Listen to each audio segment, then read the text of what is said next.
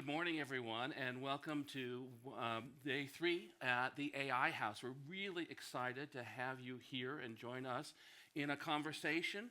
And today's topic is, in the era of AI, our world is only as strong as its infrastructure. So we're here to talk about what it will take for the world to thrive in a world of AI. What do we want to do? What will we need to do collectively to create and deliver the infrastructure for us to be successful? So joining with me on the panel today, let me bring up everyone here. We have Sarah Heck from Anthropic, Pankaj Sharma from Schneider Electric, and Hecker from Bain, and Nikita Popov from Novartis. So we have end users, we have consultancies, we have infrastructure, and we have AI software. So everyone who we need to bring together is I think, part of this panel today. So really excited. And panel, I want to start off, and please, I'm going to ask you a question, and then I want you guys to go and add a bit, but also don't be afraid to cross talk. That's what we really want to hear, because one of the major themes we want to talk about today is no one is going to solve this by themselves. We really need to understand how we cooperate in order to achieve these goals, especially when we want to achieve them universally. I was leading one of our internal sustainability conferences at Hewlett-Packard Enterprise, and I got to do a keynote, and what I reminded people of was the categorical imperative. So Immanuel Kant, avow nothing unless you know it to be universal. So how do we provide these technologies around the globe? Let's imagine that we are actually being successful first in providing food and water and education and opportunity to 8 billion people, but now when that is going to be mitigated and enabled and augmented by AI, how do we deliver to all of them? So panel, please talk amongst yourselves and let us share in that conversation. But the first question is going to be, what if this is all true? What if this really is as fundamental a change as we believe? What do we need to do and think about the infrastructure necessary to deliver this technology to all the people of the world? So, Sarah, I'm going to start with you. Just the easy solve. question. I want you to solve. Yeah. Now, if you want to stand on one foot while you're doing this, I'll hop please. around. And well, first of all, thank you for having me. And this is such a great panel and such an important topic. It's something that we think about at Anthropic every day, because obviously you can have a great foundation and frontier model, but if you don't have the infrastructure to make it go and allow your end users to use it in a really powerful way, we're all not going to make it. I'm sure many of you, because we're sitting at the AI House and you're well read on these issues. At Anthropic, we think about in the next 1, 2, 3 years, we're basically going to have a country of geniuses in a data center, and those data centers have to run on energy, and we have to have the supply chain of chips. And so it is something that we think about every day in terms of both our competitive advantage. It's something we think about for our end users, and it's something that we work very closely with governments on, because this is not something that any one company can do alone.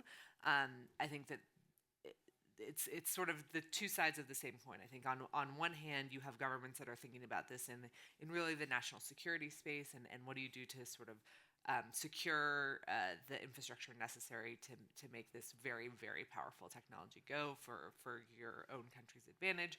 But also, I think there's a lot of countries that are thinking about sort of the regulatory regimes that are necessary and the government investments that need to be made. And in some cases, they're thinking about the infrastructure, and in other cases, I think they've a little bit taken their eye off the ball. And I think that this is actually the countries that think about this as energy and supply chain as a competitive advantage for them will end up winning the day, even if they don't necessarily have sort of homegrown frontier models.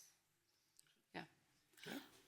I would just echo what Sarah said, totally agree. We've looked at this a lot with our clients kind of up and down the value chain. If in the near term, where are the constraints, and in the long term, where are the constraints to really build out the infrastructure we need to power all the AI innovation that we see coming.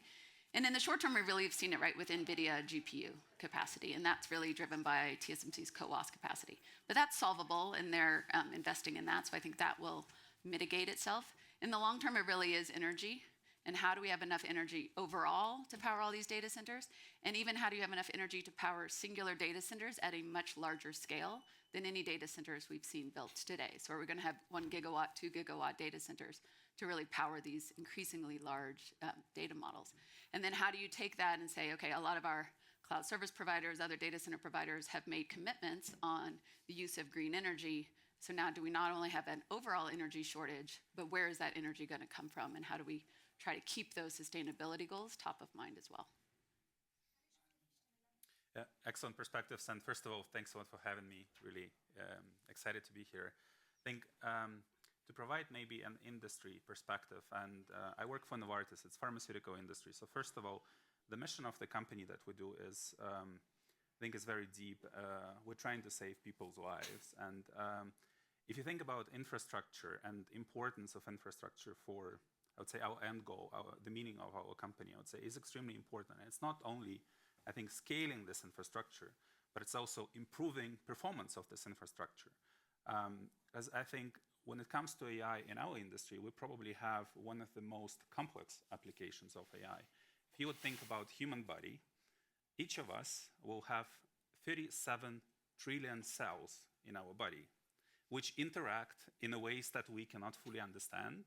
But what we're trying to do with AI is actually to simulate this interaction. So you can imagine complexity as from in one cell, you'll have molecules, billions of molecules, and then you'll have atoms, which can be hundreds. So complexity is enormous. And even I would say when we use current high-performance compute, it takes us days, sometimes weeks, to train certain models, to inference certain models when we're applying them to the data sets.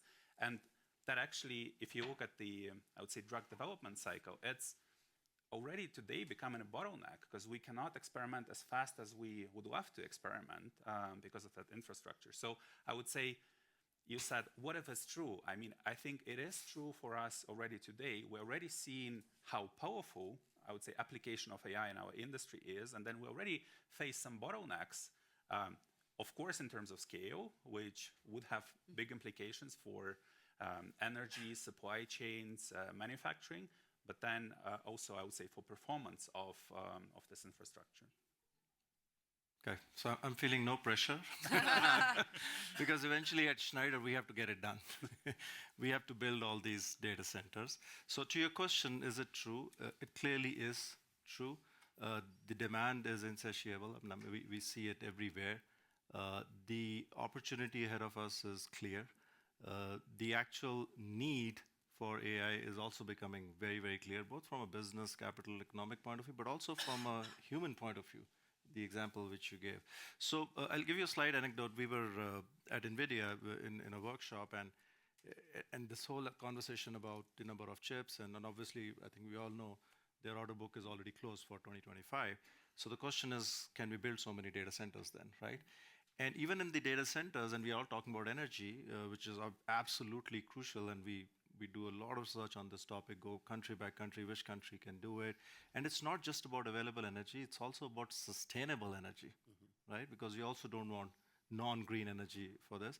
But it all boiled down eventually, that one conversation, to the number of CDUs. And I'm going to throw the CDU thing here because and everybody's going to wonder what that is. CDU is a cooling distribution unit. So the point is, if you have to build so many AI data centers for the planet in 2025, just the year we've started with, how many CDUs are needed? CDUs are important because you have to cool down these data centers, right? And we then get to a point that if so many are needed, who all can build those CDUs, and how do you actually install all of them, and where do you install all of them? So to answer to your question, it is true. It is happening. I can just say from the perspective of what we are doing for the energy industry and the entire physical infrastructure and software part of it, it is definitely possible. It's going to be a challenge, both from a lesser from an innovation point of view, more from a supply chain perspective, but it is definitely possible. I want to probe a little bit more on that because every single one of you said the word data center. And one of the things I've been wondering about for quite some time is, at what point will that term become anachronistic? And by that I mean, we called it a data center because that's what we did. we had to center the data because that's where the computers were. That's where the energy was. That supply chain, that confluence of energy and information and infrastructure was at those data centers. But when we think about AI, we don't just think about, we have now created, it's mind-boggling when I think about it. We've created the infrastructure so we can digest everything we've ever recorded digitally as a species into a single model, right? That is a stunning species achievement. And yet, that model to be useful has to be inferenced over. And will we want to stream 8 billion high-definition streams back to a data center, or will, in order to solve that energy, privacy, and security question, will that demand that inferencing is more distributed? And have any of you had that conversation about what it is? Or if nothing else, because Professor Einstein is still in full force, and it's 5 nanoseconds per meter in a strand of fiber that ends up being material latency when you're talking about physically distributed around this globe. Has people been thinking about what are those inference operations that by necessity, either security, privacy, or energy, will happen at an edge device? And have people begun to wrestle with that piece of it? Yeah, maybe I'll just add a few comments to that, then you folks can say more. But I think the obsession today is around training. And it's also almost in the order of priority what you need to do, right? There's so much yet to be trained that everybody's talking about training data centers. And when you're thinking training, it's because, like they say, training doesn't matter where it goes to school. So it needs to be done in a larger data center. And hence, we're all talking about data centers, et cetera. But to your point, eventually it's going to be about training doesn't mean anything to all of us. What is really going to be important is the inference. Inference then actually goes closer to us as consumers in our roles as consumers, right? So the reason it's all about data centers today is because even on training, in the way we run our own analysis, we are still at least a couple of years, and when I say a couple, I mean like 2 to 3 years, by the time we would have actually trained everything which we want to train on the planet. So that's why there's so much talk on data centers. Yeah. Interesting. Maybe if I can jump in. Actually, I was discussing yesterday with someone that even if AI model innovation will stop today, I think we as an industry will have a decade to adopt already innovation that happened. So to me, it's not, I think it's not only about training, it's actually mostly about inference. It's about application of these models. Another thing you said, data centers. We're a huge company, 75,000 people operating in pretty much every single country. We have 125 petabytes of data internally. We store only 25 in cloud. We actually have a lot on-prem infrastructure, which is very important. And it's important for the reason of data gravity as well, what you said. When we have physically our labs where we run experiments, we need to have HPC in the lab, in the close proximity, so that you can, I would say, analyze results coming from real-world experiments very quickly without waiting for the latency if you would address to the data center. And then there will be a big difference which data center you choose, right? If you're based in US and you choose data center somewhere in KSA, then the latency will be quite significant. So again, I think just want to maybe introduce as well, because we all are discussing cloud, everything moving to cloud. It's not necessarily always true for the industry like us, for just, I think, existing bottlenecks that I cannot see how we can overcome in, I would say, the very nearest future. Yeah. And I think if you think about that, we do say data centers, but really just you're talking about compute and where is the compute happening, right? And even today, it's happening on the edge, it's happening in these data centers. So I think we'll see a proliferation of where the compute happens as inferencing gets rolled out. We'll see more on the edge. I think there's AI PCs. How much are we going to be doing on your PC versus, in the cloud or on a on-prem network? So I think if we think of how the overall infrastructure grows, it's going to have to grow both centrally with really large mega-scale data centers to run the training models and a lot of the inferencing. And we'll see a lot of dispersed areas of compute to run inferencing locally on your phone, on your PC, or on edge networks that are just closer to your house to get that latency that you need.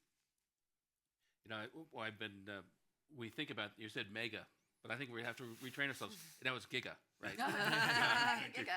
Giga. I mean, and just a gigawatt data centers. Yeah. And for me, it's Yeah. useful to put that in perspective. Last time I looked, an average U.S. home power dissipation is about 1,200 watts. So 1.2 kilowatts, that is the U.S. home. And that's higher than a lot of the other places in the world. And of course, there's 750 million people without regular access to electricity. A gigawatt data center is 833,000 U.S. homes. You might have seen a little announcement of some major investment plans in the U.S. The 10 data centers, if those are gigawatt data centers that Larry Ellison and Sam Altman and the SoftBank team announced over the last 24 hours, that's 10 times, if those are all gigawatt, that's 8.3 million equivalent U.S. homes. So think about that in terms of that. Also, to your point, when we think about data movement in the data center, and we've been trying very hard to train our engineers not to think about watts, but to think about joules, right? Energy, not power. Data center movement, we think about picojoules.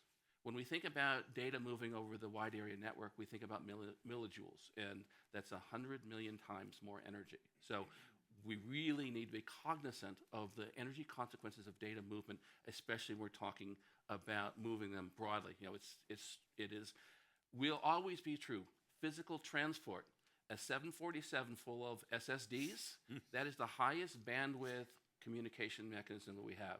Very bursty, but as far as joules per bit, as far as bits per second, physical transport is still really the most efficient way we have of moving very large data. So that replication for disaster recovery, then that's still physical transport. But on all these questions, the next thing we want to begin to probe on, I think we're all optimistic, and that's tough because I try and be realistic as an engineer instead of optimistic or pessimistic, but we're all optimistic and we want to plan for success. But part of that plan is also understanding how are we going to pay for all this? And I know, besides being the chief architect at Hewlett-Packard Labs, I run our responsible AI ethic working group across our company, and it's not only about incorporating AI into our products to have better products, it's also our processes. What do we put in front of our own team members? And the truth is, as enthusiastic as they are, none of this is free. And understanding how we decide where to prioritize using this technology. So when you think about that ROI, when you think about fitness for use, and the demonstrations are so energizing and evocative, but if you're like us and you're a publicly traded Fortune 100 global enterprise, there's a lot of communities, there's a lot of stakeholders. As you guys have been pushing on this and thinking both about the infrastructure and its application, what are the conversations you're having with teams who want to understand, okay, this is wonderful, but for my business process and my regulatory regime, my community, my board of directors, how do we begin to calculate that return and know that it's positive? We'll open that up for you guys. Yeah, I'm going to start. It's a topic close to the heart, I would say, and it's the topic that we actively discuss with the management. And I think coming to Davos, I saw a lot of sessions where people say, so AI beyond the hype. For us at Novartis, actually, it's beyond the hype for quite some time. Because if you would think about our R&D process, which is absolutely core, I would say, engine of the company, it takes us, on average, 10 years to develop new medicine, and it costs us $3 billion. So anything we can save within this 10 years, in terms of time, in terms of resources we invest, is direct ROI. And a couple of examples how AI will not just play tomorrow, but actually already is playing in these processes. So first, there is this process where we need to create molecules, candidates. Without AI, historically, our chemists would create around 1,000 candidates. What does it mean to create 1,000 candidates? You can draw them on the whiteboard, but then the issue and the bottleneck becomes that you need to create them in the lab, physically, and test. And understand out of this 1,000, what are the, let's say, 10, which will move forward to the next stage to test already with humans and move them to the clinical trials. So with AI today, in one of the projects, we were able to decrease this number from 1,000 to 25. So we are building 25 compounds only, because we know that AI model will give us, I would say, on average, much higher quality candidates. And you can just imagine, I mean, in terms of resources, like people's time, resources that we have in the lab, physically synthesize all these compounds and test them, saving, then most importantly, time. Because the moment we have a compound, the clock starts ticking, right? We have a patent, and then we obviously want to maximize the time when the drug is being protected. I think that's one very tangible example. The second is when we use AI to actually recruit our clinical trials. That's another process which can take years. You actually need to find people who struggle from certain condition that you are trying to treat, and you need to recruit them to participate in a clinical trial. This process can take years. We developed solution which is called CLIP, which helps us with real-world evidence data actually to much more efficiently find these patients. And just last year, in one specific clinical trial in the US, we were able to recruit 1 year faster what we would normally recruit, I would say 1 year longer. That's another one. I mean, you are shaving out 1 year out of 10 with AI. I mean, it's not about tomorrow. It's really, it's here today. It's, for me, ROI is very clear. Yeah, and maybe just before I comment on that very briefly, but you mentioned about the number of homes, right? The other way to look at it, just the flip side of that is also, even in a country like US, when you think of the total terawatt hour of energy the whole country consumes, at its potential peak, what we're talking about AI and all of it put together is still going to be less than 5%. In some of the European countries, there's so much of hype around moratorium and so on. The reality is most of the countries is less than 1%. And it won't still be higher. And another way to look at it also is that there are countries in Europe, and I'm taking the European example now, we're here, there are available green energies, but there are challenges in distribution. If you fix the distribution, there's enough green energy available to solve for what we are talking about. Now, on the question, I'll give you one example on this whole superchip piece, and it's not for Schneider, but this is what I recently found out. The process of making the superchip, TSMC and other companies, and maybe no other, but only TC, and they make it, right? There's a process called lithography, and I'm pretty sure some of you know about it. Just by using the superchip to do lithography, you can bring down the time from weeks to hours, right? So that's the circularity, but that's a clear saving, right? For us at Schneider, we are using AI in various aspects, like all of our companies, thinking about how our agents are operating, thinking about how our sales operating, training is happening, so on, etc. But there's one example which stands out for me. When you think about the simulated world, which is another thing which AI is trying to do, right, in all of 3 dimension, just the basic offer creation process of this big stuff which we make, right? Like we make like really big things, switch gears and UPS and all of that. You can reduce the time of that by 10 to 20% by using AI in a simulated environment. So there are these kind of, and why is that beneficial? Because then it brings down the time to market. It brings down how much energy you're consuming just to create that stuff. So we run a theme called AI for Energy and Energy for AI. And we constantly monitor ourselves on that. So these are some examples. I want to probe on one thing, and this is a personal experience. We've been designing and delivering the exascale platforms to the U.S. Department of Energy, and we have the 3 fastest supercomputers. And working with some of those teams, we were talking about power management, how to make sure we don't strand a single watt of dissipation that is always being channeled to the equipment that can provide the most use. And we were describing this system by which we would analyze and have that automatic control, and everyone was nodding their head except for the one physical plant engineer off in the corner. And he was like this. He was crossing his arms and he was scowling, and his end result was, I'm in charge of safety, and I am not convinced yet that I'm not convinced, and therefore I don't know that I'm armed to convince my regulator that this is actually, again, back to the question of fitness for use. And I think the key part of what you talked about was, I want to have a want a decision support system because that's still helping me decide, but then I still go through the last rigorous step.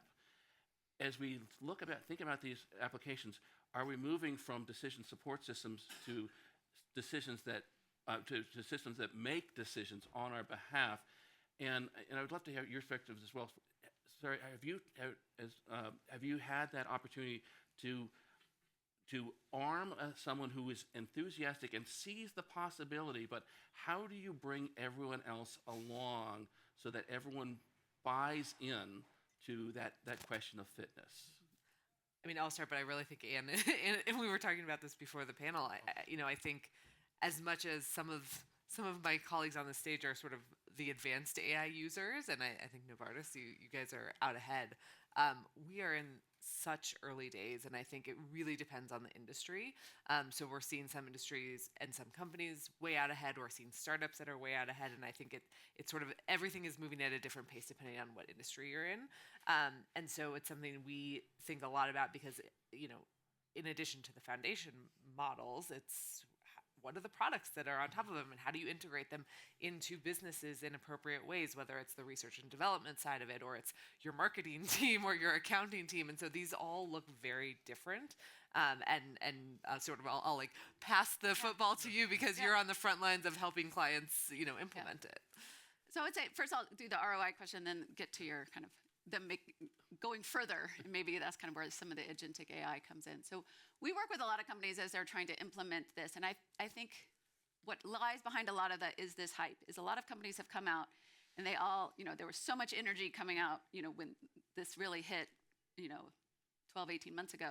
All companies have 50, 100 use cases that they've tried.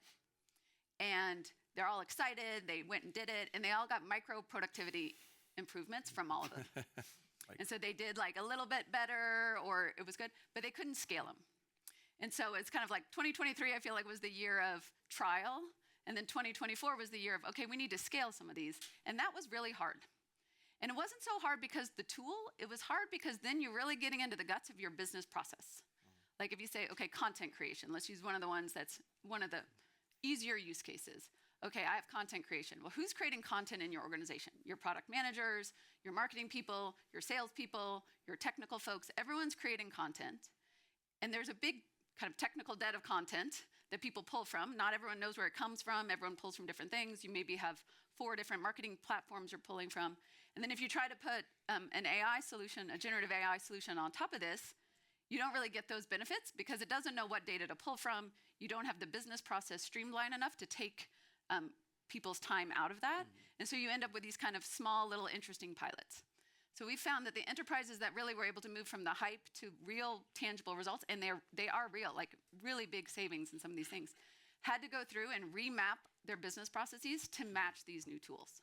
That's not that different than what we've had to do with companies, for many years, where you go back and say, let's look at our business process from soup to nuts. Where did the data come from? Who started it? Who did they hand it off to? Remap that with a generative AI tool in mind. And that's where you're seeing, like for content, 30% FTE savings and 80% increase in cycle time at scale. But you didn't see that just by turning on the tool. So it really is that kind of business transformation that is really, I think, moving companies from the hype to real tangible value. And then your point of like, kind of what's next, and are they going to start making decisions for us? Like, I think that's maybe where agentic starts to go to. I think right now, we're still in the very early days of that. People talk a lot about it. A lot of that, I think, is rebranded features that were maybe already there. But in 12 months, that's probably what we're going to be talking about. And how far along do you let them go, let the agent go to make decisions for you? Maybe if I add, I absolutely love the point about 100 different processes where we try to apply AI. I believe we found the recipe, which is quite difficult recipe to implement in an organization of our scale, but it's just making hard choices and being very clear where you focus on. So in R&D, and I introduced complexity of R&D that we have in the company, we have 8 programs that we focus on, just 8, like not 100, 8. And if I'll stop anyone in my company and I ask, what are the 8 programs that we do where we apply AI and R&D? Most likely the person will be able to tell me at least what are the 4 or 5 of them. So I think creating this organizational alignment around what are the absolutely must-wins that we need to tackle is absolutely important, which then would lead to resource allocation. We will not be spreading our resources around 108. We'll just invest them in 8, and we'll be trying and trying before we win. And when you know the ROI, when you know that there are cases that I discussed, then I think it's the only right way to do it, at least from our experience. Totally agree. I think people, when they have the 100, find that they get a vast, vast majority of the value from less than 10. Yeah. So I'm going to play the role of that engineer who was there, who handles it like that, because there is a physicality of all of this, right? We talk about 20 kilowatts a rack, going to 100, and then we talk about megawatts of a megawatt in a rack. Even the point about transferring that power from that rack to the outside of the white space of the data center, you need something called a bus bar. I'm getting really basic here for electronics. Now we're talking about water-cooled bus bars. Imagine how do you test that it can actually work? And how many years of testing do you need for you to be sure that it can really work, right? So I'm not surprised with the reaction of that individual in the room. But I think to your point, that's where the counterbalance is important, right? While there's a huge demand, there's all this opportunity, et cetera, and there are benefits, there's a physical limitation of being able to achieve, and hence innovation is important, right? And that's the job of people like us at Schneider and others in this space to do. You know, when we think, one of the things we've been thinking about is that there's the ongoing process. There's a cycle of legislation, litigation, negotiation, innovation. Do you guys think that is going to be that will have to be repeated vertical by vertical, regulator by regulator, or are we going to see a model emerge? And especially, Nikita, you had mentioned before we came on that the FDA has started to provide guidelines on how to begin to use this. So are we going to see this partnership emerge where people are saying, okay, I know I always said you had to, if you change anything, you have to start the regulatory qualification again. Is there some movement or some, how is this going to play out across industries? Yeah, absolutely. At this point, I would say, not being just a complex industry, we are, I think, third most regulated industries in the world after nuclear and probably space. But of course, I would say when we run clinical trial, it's not only, I would say, highly standardized process, it's also highly regulated process where FDA, in our case, is expecting us to provide full transparency, and they will be making final decision of approval of our drug only based on 100% reliable proof point data. So even when we start applying AI and we can make some predictions, or we can accelerate certain parts of, I would say, of this value chain of clinical trials, for us, it's pivotal to work with regulators like FDA so that they understand and accept the same methods, and they become, I would say, standard of practice.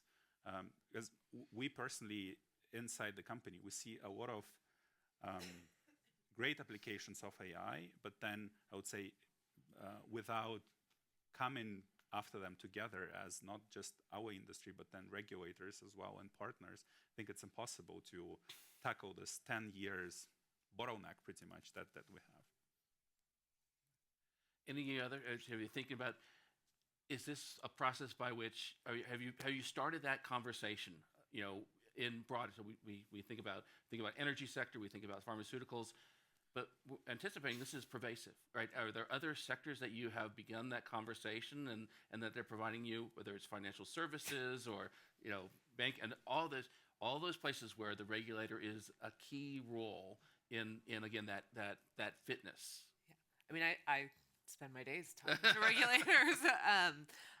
I don't know, at least in my experience, there's sort of like the regulation of AI, and I think the Europeans are obviously out ahead on this, and I think that they're grappling with how to best do this. We're talking about like high-risk industry in AI, we're talking about frontier models, and everybody's sort of trying to figure out where they land in this sort of value chain of regulation, downstream providers, and everybody in between. So I do think it's actually going to be industry by industry, and oh, by the way, it's not just, you know, the industry that's doing it, but the regulators are implementing AI on their end too. And so you have this sort of like very interesting moment where, I mean, who knows what's going to sort of happened in the U.S. We're 3 days in, but in the last administration, you had chief AI officers going into all of these regulatory bodies and trying to figure out how they're going to use it. And so I think we will see some sort of meta regulation that will take various forms. But I do think sort of the industry regulators are best positioned to figure out what makes the most sense. And I think that will be in financial services. I think that will be in healthcare and pharmaceuticals and sort of the typical places that you think. But I think people are trying to get their heads around how they do it and doing it in a iterative way, because I don't think anybody thinks that I think everybody knows they don't have the answers right now. Do you think, and I would like to hear, you all operate globally, will we see a universal regime, or is it going to be there's what we're doing in China, there's what we're doing in the US, there's what we're doing in Europe, and then there's rest of world? Universal regulatory Yeah. regime? Or just Which regime? yes, I guess Yeah, I would say, are you going to, as we have these conversations, are you going to see demarcations because of societal priorities that differ from region to region? I think it is going to look different. I mean, I think we're already seeing this, and there's, as we all know in regulation, there's just a lot of sort of cultural imprint that comes with this. I do think it's going to be very interesting to watch the Europeans sort of navigate a AI Act that started in the last commission, that is now being implemented in the codes of practice, in a new commission that has very much sort of tweaked their focus, and also sort of this current of like, wow, we got to stay competitive. But then you have places like Brazil who are also sort of taking what they're seeing happen in the European Union and then putting their own spin on it. And I think it's going to be very hard, and I think it will be one of the places, as we talk about, like, can these tools be used universally, particularly in places outside of Europe and the US? There's going to be this tension of, if you are a market that doesn't necessarily sort of rise to the top level of ROI, how much regulatory regime do you want in your country that looks very different, so that model providers like us have to change the way that we do models? And we're a company that I know we do a lot of our own sort of self-regulation and voluntary commitments and safety, but that needs to sort of permeate through the entire industry, I think, for other countries to get very comfortable with perhaps I don't want to say diminished regulation, but sort of regulation that looks a little bit more universal. Yeah. I think it's interesting. I could totally agree on all the regulatory side. And then I know you guys had a conversation here yesterday on sovereign AI, but if you look at just back to the infrastructure side, a lot of that infrastructure and the components that go into it are shared, because the electronic supply chain is very multinational. No one country can build it alone. And from the models down to, the semiconductor, the litho equipment that goes into the fabs. So as we think about, countries are all viewing, semiconductors and AI as a national security imperative, like how do they secure that capacity? That infrastructure actually, at the nuts and bolts of it, will look quite similar. And there's going to have to be cooperation across countries to get all the elements of the infrastructure that you need. And that's why you have the UL and IEC, right? I mean, there are only two when you think about the physical layer. Now, acceleration of all of that is also a responsibility of us as companies. Like, we work very closely with both of them, just to make sure that in the past, if it was a 5-year process for a certain type of approval, and I'm not saying that's wrong, how do you accelerate that to 2 years now, and safely? Yeah. It's in order to facilitate the rapidity at which we want to build out these technologies. One last thing on this, is there, how much has have you had any conversations where we're saying, okay, this is true, okay, we're going to go all in? Is there any more conversation about the potential that we're exposing ourselves to? Part of what we learned in the pandemic was we had extremely efficient supply chains, but they were also incredibly brittle. And it took a global event, but then it laid bare the fact that efficiency came at the price of fragility. Also, we've seen very sophisticated supply chain attacks. We think about the XC attack on the open source supply chain going to the Linux kernel if it wasn't for a very observant researcher at Microsoft noticing that his one system acted a little different after he did the update. But what also made that something we could handle as a global community was we had the provenance. We could go back through every commit in Git and see exactly where that long-term technical and social engineering attack occurred. As we think about going all in, as we think about these systems, not only aiding decisions, but making decisions, has there been sufficient thought about what it will take so that we can have measurable confidence in these outcomes, not just hope and trust, which is unfortunately often misplaced and violated? Yeah, I mean, I can speak to just the part about the building of these data centers. Look, there's a study which we've done on scenarios.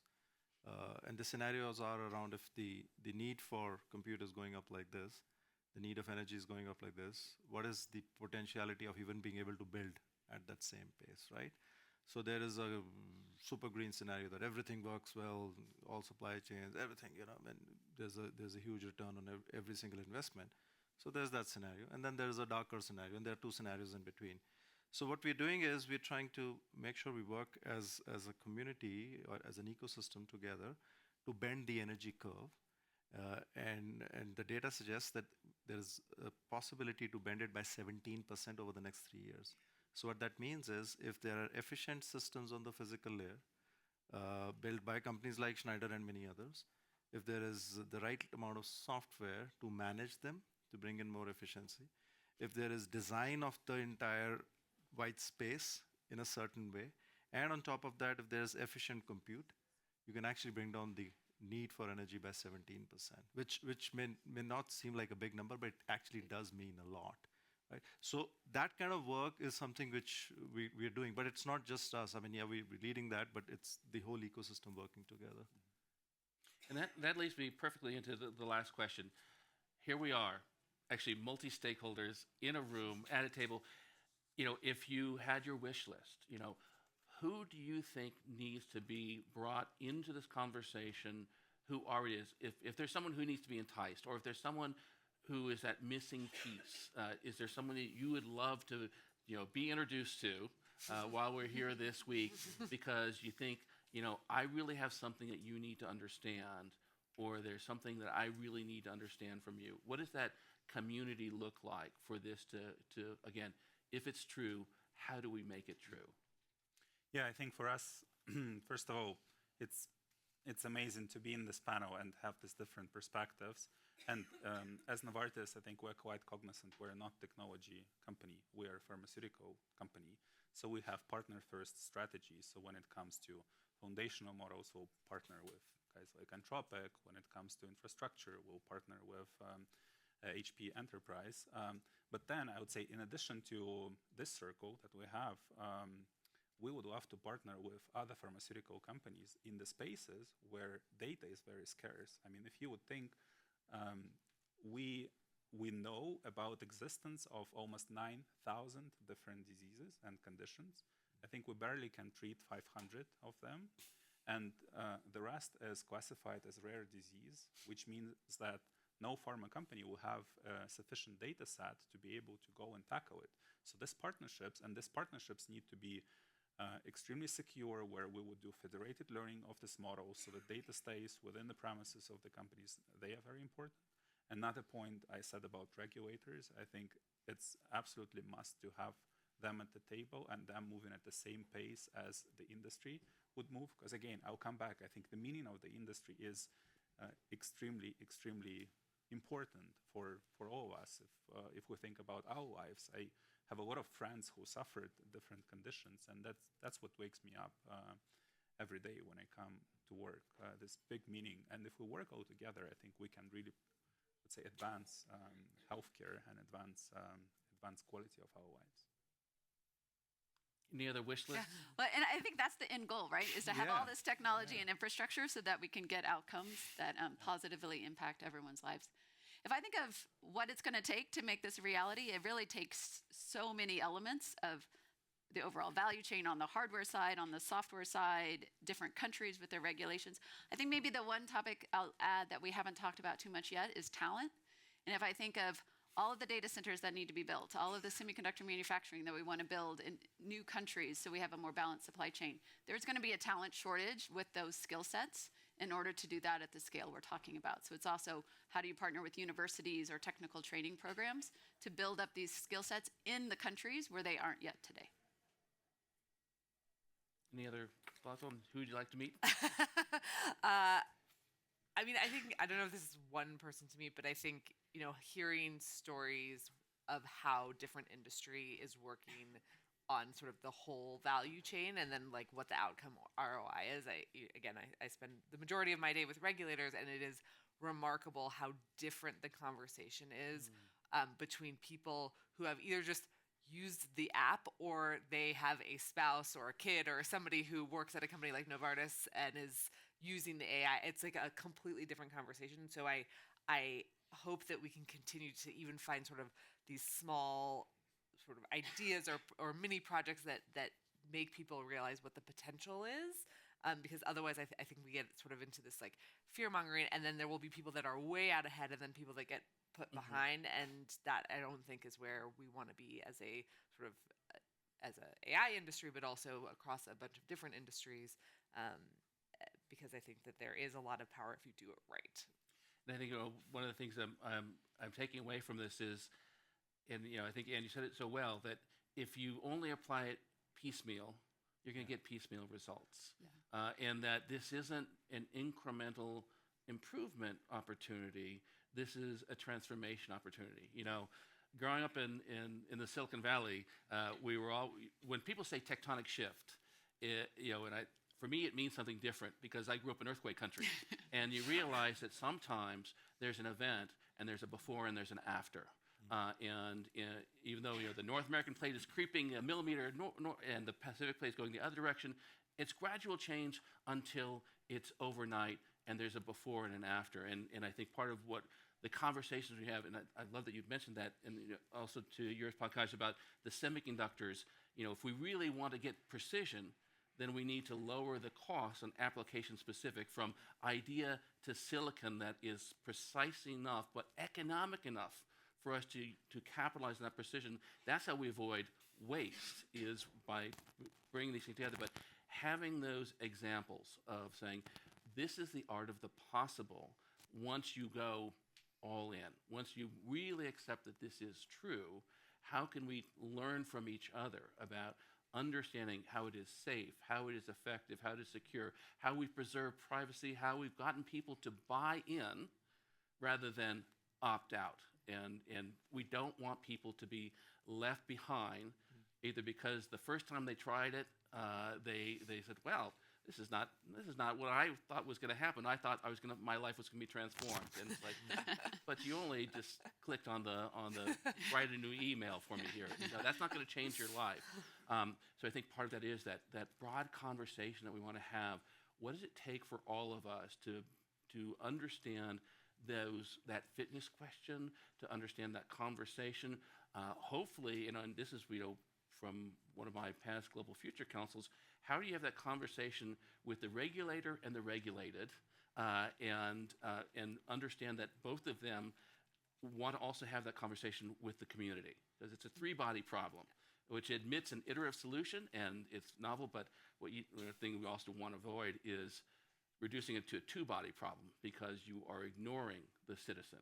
You're dehumanizing in order to just become an industry and a regulator calling all the shots. So those conversations out loud and understanding how we do these things together, I think, is going to be super valuable. So we have a couple minutes left. I just want to know, is there anything else that you wanted to think about when we think about making it true together, where we need to have, where do you need partnership?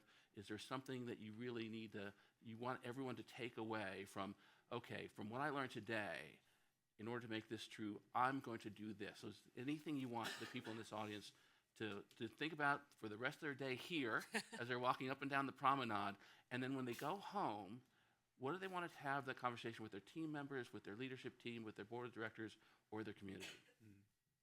maybe if I can start, as I said, we have partnership first strategy when it comes to AI, and we have it for the reason. I mean, maybe my advice would be, let's just all take off the pink glasses and then understand what we're good at and what are the areas where we need capabilities from others. Because I think the further we go, the more complex the world becomes, and it will be, in my opinion, absolutely bizarre to assume that Novartis suddenly will start doing, I mean, something that Anthropic is doing, right, or producing infra. I think the moment you actually have clarity that this is the way you would love to work, then, I mean, you start act on it. You start partnering, you start talking with the right companies. And then when you have inside the company this focused approach that I said, when you know why do you need all these pieces, and then you have the end goal, then I think that's to me the recipe, and that's how it should be working. Not only, I would say, when it comes industries like pharmaceuticals partnering with tech, but even when tech is partnering between themselves. I'd probably just add that, thinking about, because we're all in our companies, there's always this race, right? And then there's a capital achievement race. But separating that from responsibility of what we're trying to do with AI, I think that's the one piece which we try to think about at Schneider, and I'd say everybody should be thinking about. Anne? Yeah, I think these are all great points. The thing I would add too is, I do think there's been conversation here, a lot of conversations. How do we get ROI out of AI? I really think we can, if we kind of focus on what are you trying to get out of it? What are the roadblocks that you can kind of get out of the way through just how you're doing business, how you're thinking about the approach, because that'll unlock even more use cases and really help this innovation take off. There, last word. I feel a lot of pressure having the last word. No, I mean,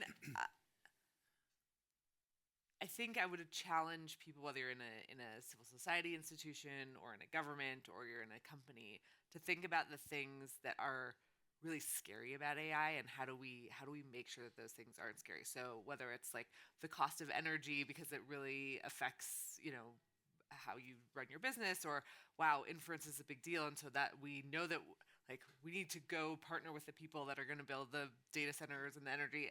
Or you're in civil society and you're like, wow, privacy, I'm really concerned about this, and it's a totally legitimate thing. I think we are, if we don't have open solution-oriented conversations today, I think we're going to get into a place where the train has left the station. And I don't think that that's where anybody across any sort of industry or sector wants to be.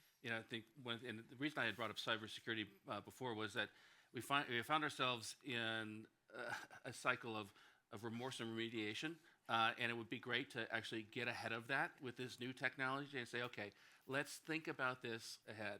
There's every engineer wants to be Prometheus, right? And Prometheus, the name actually means forethought, right? And the ones who dare to go down, descend into Etna, go to the Forge of Hephaestus, steal the spark, and bring it back for the benefit of others. And we want to think about that, and we don't want to be, his brother Epimetheus, who opened the box, right, and unleashed the woes.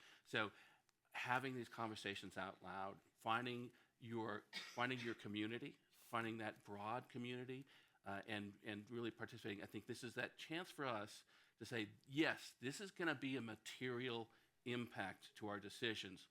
We believe we're asserting, and we want to get to proof, but right now we're still asserting that this is possible. This is possible for others being changed, but it isn't free, and it will take all of us together. And hopefully that when we have those conversations, when we're exercising that forethought, we'll be solving the problems before they occur, so that we can really have that roadmap to universal access to this incredible achievement of our global community and our species. So with that, I want to thank you all for attending, and please come back for the rest of the conversation today, and then hopefully you'll continue the conversation in the cafe, out on the street, and especially when you all get back home and have that conversation. What did you do last week? What did you learn about AI at Davos? Thank you.